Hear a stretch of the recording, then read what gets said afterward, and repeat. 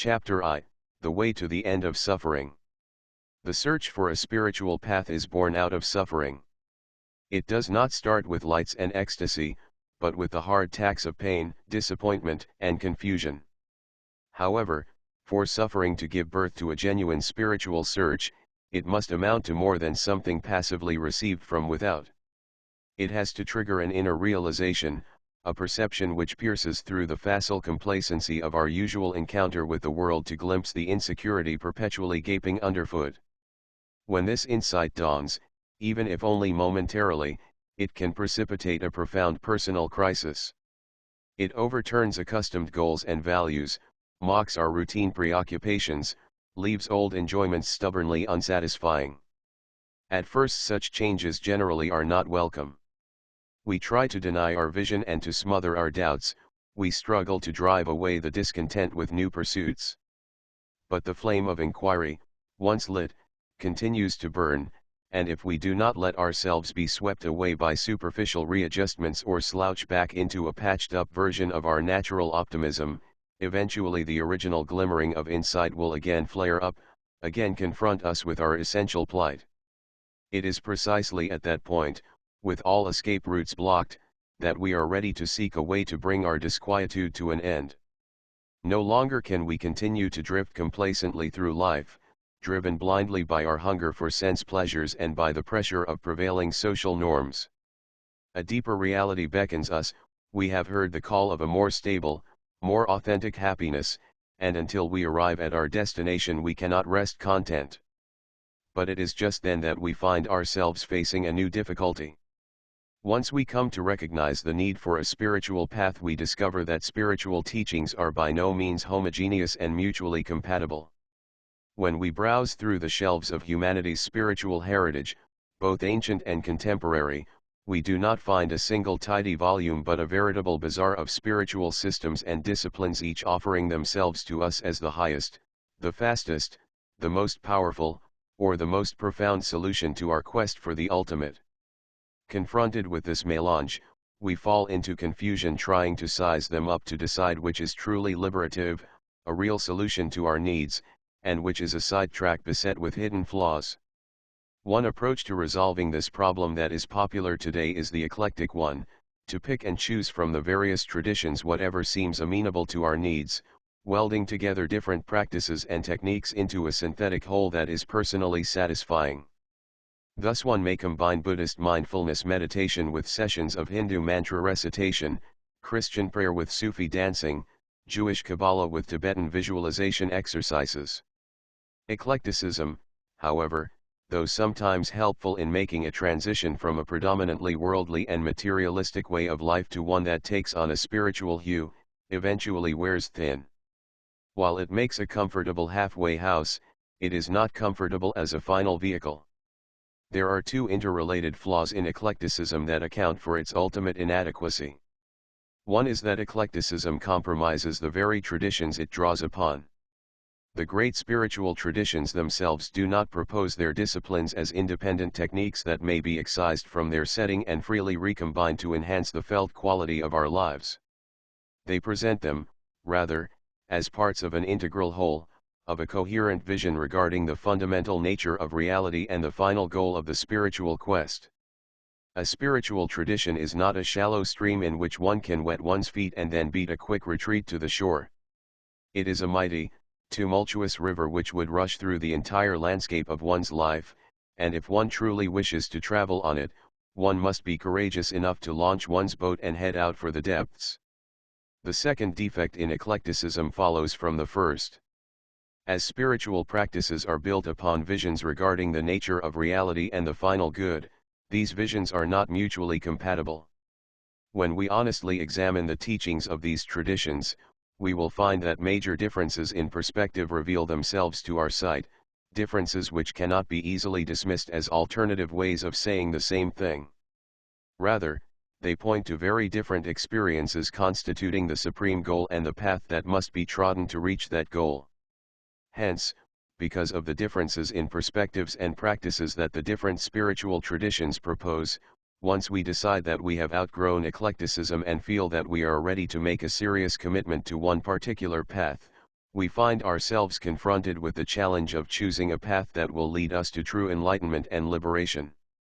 One key to resolving this dilemma is to clarify to ourselves our fundamental aim, to determine what we seek in a genuinely liberative path. If we reflect carefully, it will become clear that the prime requirement is a way to the end of suffering. All problems ultimately can be reduced to the problem of suffering, thus what we need is a way that will end this problem finally and completely. Both these qualifying words are important. The path has to lead to a complete end of suffering, to an end of suffering in all its forms, and to a final end of suffering, to bring suffering to an irreversible stop. But here we run up against another question. How are we to find such a path which has the capacity to lead us to the full and final end of suffering? Until we actually follow a path to its goal, we cannot know with certainty where it leads, and in order to follow a path to its goal we must place complete trust in the efficacy of the path. The pursuit of a spiritual path is not like selecting a new suit of clothes. To select a new suit one need only try on a number of suits, inspect oneself in the mirror, and select the suit in which one appears most attractive. The choice of a spiritual path is closer to marriage. One wants a partner for life, one whose companionship will prove as trustworthy and durable as the pole star in the night sky. Faced with this new dilemma, we may think that we have reached a dead end and conclude that we have nothing to guide us but personal inclination, if not a flip of the coin. However, our selection need not be as blind and uninformed as we imagine, for we do have a guideline to help us. Since spiritual paths are generally presented in the framework of a total teaching, we can evaluate the effectiveness of any particular path by investigating the teaching which expounds it. In making this investigation we can look to three criteria as standards for evaluation. 1. First, the teaching has to give a full and accurate picture of the range of suffering. If the picture of suffering it gives is incomplete or defective, then the path it sets forth will most likely be flawed, unable to yield a satisfactory solution. Just as an ailing patient needs a doctor who can make a full and correct diagnosis of his illness, so in seeking release from suffering we need a teaching that presents a reliable account of our condition. 2. The second criterion calls for a correct analysis of the causes giving rise to suffering. The teaching cannot stop with a survey of the outward symptoms.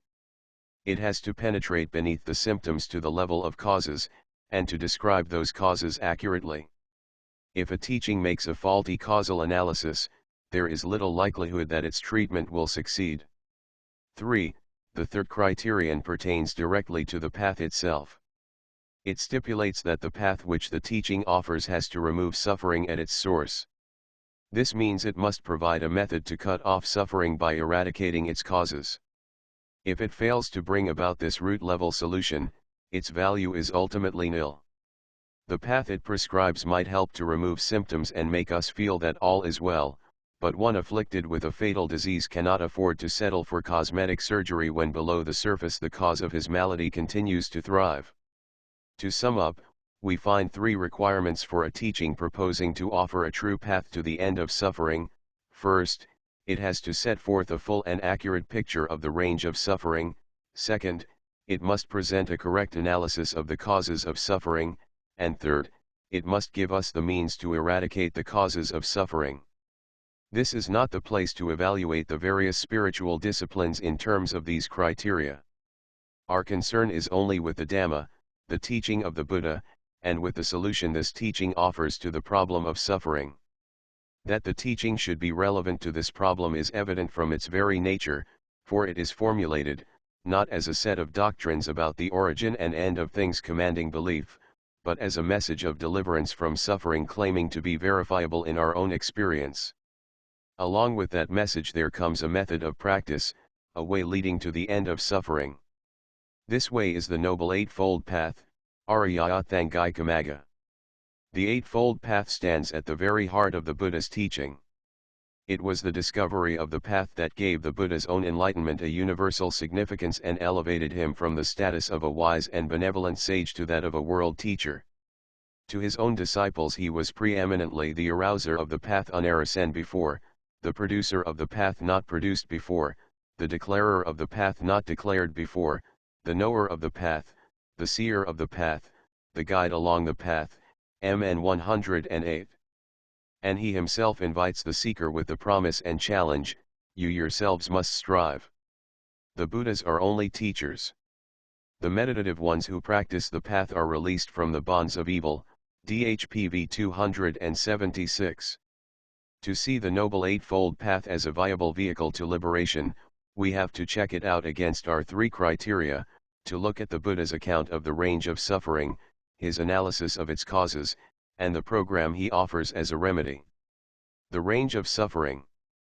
The Buddha does not merely touch the problem of suffering tangentially, he makes it, rather, the very cornerstone of his teaching.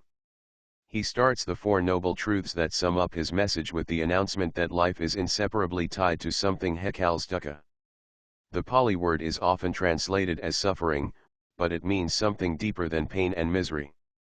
It refers to a basic unsatisfactoriness running through our lives, the lives of all but the enlightened. Sometimes this unsatisfactoriness erupts into the open as sorrow, grief, disappointment, or despair, but usually it hovers at the edge of our awareness as a vague unlocalized sense that things are never quite perfect, never fully adequate to our expectations of what they should be. This fact of dukkha, the Buddha says, is the only real spiritual problem. The other problems, the theological and metaphysical questions that have taunted religious thinkers through the centuries, he gently waves aside as matters not tending to liberation. What he teaches, he says, is just suffering and the ending of suffering, dukkha, and its cessation. The Buddha does not stop with generalities. He goes on to expose the different forms that dukkha takes, both the evident and the subtle. He starts with what is close at hand, with the suffering inherent in the physical process of life itself. Here dukkha shows up in the events of birth, aging, and death, in our susceptibility to sickness, accidents, and injuries, even in hunger and thirst. It appears again in our inner reactions to disagreeable situations and events, in the sorrow, anger, frustration, and fear aroused by painful separations, by unpleasant encounters, by the failure to get what we want. Even our pleasures, the Buddha says, are not immune from dukkha. They give us happiness while they last, but they do not last forever, eventually they must pass away, and when they go the loss leaves us feeling deprived. Our lives, for the most part, are strung out between the thirst for pleasure and the fear of pain. We pass our days running after the one and running away from the other, seldom enjoying the peace of contentment. Real satisfaction seems somehow always out of reach, just beyond the next horizon. Then in the end we have to die, to give up the identity we spent our whole life building, to leave behind everything and everyone we love. But even death, the Buddha teaches, does not bring us to the end of dukkha, for the life process does not stop with death. When life ends in one place, with one body, the mental continuum, the individual stream of consciousness, springs up again elsewhere with a new body as its physical support. Thus the cycle goes on over and over: birth, aging, and death, driven by the thirst for more existence. The Buddha declares that this round of rebirths called samsara, the wandering, has been turning through beginningless time. It is without a first point, without temporal origin. No matter how far back in time we go, we always find living beings ourselves in previous lives wandering from one state of existence to another.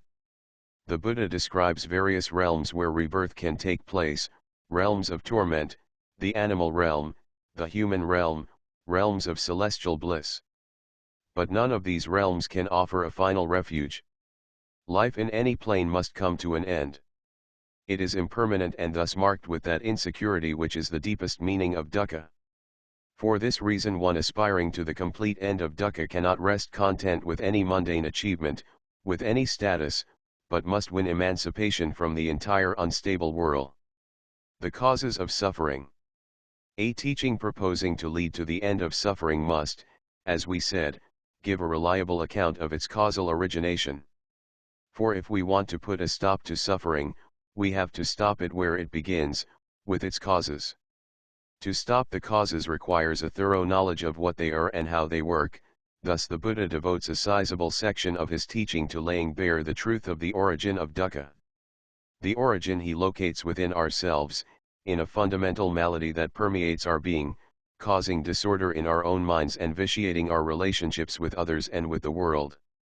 The sign of this malady can be seen in our proclivity to certain unwholesome mental states called in Pali kilesas, usually translated defilements. The most basic defilements are the triad of greed, aversion, and delusion. Greed, labha, is self-centered desire, the desire for pleasure and possessions, the drive for survival, the urge to bolster the sense of ego with power, status, and prestige. Aversion, dosa, signifies the response of negation, expressed as rejection, irritation, condemnation, hatred, enmity, anger, and violence. Delusion, moha, means mental darkness, the thick coat of insensitivity which blocks out clear understanding. From these three roots emerge the various other defilements: conceit, jealousy, ambition, lethargy, arrogance, and the rest, and from all these defilements together, the roots and the branches, comes dukkha in its diverse forms, as pain and sorrow, as fear and discontent, as the aimless drifting through the round of birth and death. To gain freedom from suffering, therefore, we have to eliminate the defilements. But the work of removing the defilements has to proceed in a methodical way. It cannot be accomplished simply by an act of will, by wanting them to go away.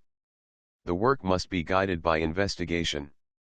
We have to find out what the defilements depend upon and then see how it lies within our power to remove their support. The Buddha teaches that there is one defilement which gives rise to all the others, one root which holds them all in place. This root is ignorance, avidya. One ignorance is not mere absence of knowledge, a lack of knowing particular pieces of information. Ignorance can coexist with a vast accumulation of itemized knowledge, and in its own way it can be tremendously shrewd and resourceful. As the basic root of dukkha, ignorance is a fundamental darkness shrouding the mind. Sometimes this ignorance operates in a passive manner, merely obscuring correct understanding. At other times it takes on an active role, it becomes the great deceiver, conjuring up a mass of distorted perceptions and conceptions which the mind grasps as attributes of the world, unaware that they are its own deluded constructs. In these erroneous perceptions and ideas we find the soil that nurtures the defilements. The mind catches sight of some possibility of pleasure, accepts it at face value, and the result is greed. Our hunger for gratification is thwarted, obstacles appear, and upspring anger and aversion. Or we struggle over ambiguities, our sight clouds, and we become lost in delusion. With this we discover the breeding ground of dukkha, ignorance issuing in the defilements issuing in suffering. As long as this causal matrix stands, we are not yet beyond danger. We might still find pleasure and enjoyment, sense pleasures, social pleasures, pleasures of the mind and heart. But no matter how much pleasure we might experience, no matter how successful we might be at dodging pain, the basic problem remains at the core of our being and we continue to move within the bounds of dukkha. Cutting off the causes of suffering. To free ourselves from suffering fully and finally we have to eliminate it by the root, and that means to eliminate ignorance. But how does one go about eliminating ignorance? The answer follows clearly from the nature of the adversary. Since ignorance is a state of not knowing things as they really are, what is needed is knowledge of things as they really are. Not merely conceptual knowledge, knowledge as idea, but perceptual knowledge, a knowing which is also a seeing. This kind of knowing is called wisdom, panna. Wisdom helps to correct the distorting work of ignorance. It enables us to grasp things as they are in actuality, directly and immediately, free from the screen of ideas, views, and assumptions our minds ordinarily set up between themselves and the real. To eliminate ignorance we need wisdom, but how is wisdom to be acquired? As indubitable knowledge of the ultimate nature of things, wisdom cannot be gained by mere learning, by gathering and accumulating a battery of facts. However, the Buddha says, wisdom can be cultivated. It comes into being through a set of conditions which we have the power to develop. These conditions are actually mental factors, components of consciousness, which fit together into a systematic structure that can be called a path in the word's essential meaning, a kurasui for movement leading to a goal. The goal here is the end of suffering, and the path leading to it is the Noble Eightfold Path with its 8 factors: right view, right intention, right speech, right action, right livelihood, right effort, right mindfulness, and right concentration. The Buddha calls this path the middle way, Majjhimapatipada. It is the middle way because it steers clear of 2 extremes, 2 misguided attempts to gain release from suffering. One is the extreme of indulgence in sense pleasures, the attempt to extinguish dissatisfaction by gratifying desire. This approach gives pleasure, but the enjoyment one is gross, transitory, and devoid of deep contentment.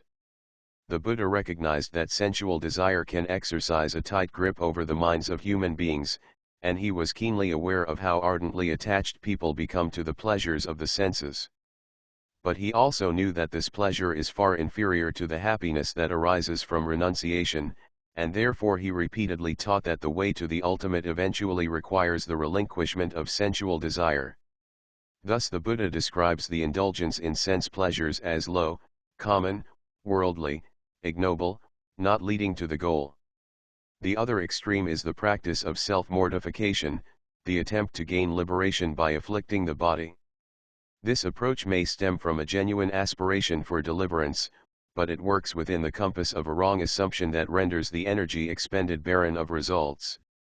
The error is taking the body to be the cause of bondage, when the real source of trouble lies in the mind obsessed by greed, aversion, and delusion. To rid the mind of these defilements, the affliction of the body is not only useless but self-defeating, for it is the impairment of a necessary instrument. Thus the Buddha describes the second extreme as painful, ignoble, not leading to the goal. 2. Aloof from these 2 extreme approaches is the Noble Eightfold Path, called the middle way, not in the sense that it affects a compromise between the extremes, but in the sense that it transcends them both by avoiding the errors that each involves. The path avoids the extreme of sense indulgence by its recognition of the futility of desire and its stress on renunciation. Desire and sensuality, far from being means to happiness, are springs of suffering to be abandoned as the requisite of deliverance. But the practice of renunciation does not entail the tormenting of the body. It consists in mental training, and for this the body must be fit, a sturdy support for the inward work. Thus the body is to be looked after well, kept in good health, while the mental faculties are trained to generate the liberating wisdom. That is the middle way, the Noble Eightfold Path, which gives rise to vision, gives rise to knowledge, and leads to peace, to direct knowledge, to enlightenment, to nibbana. 3.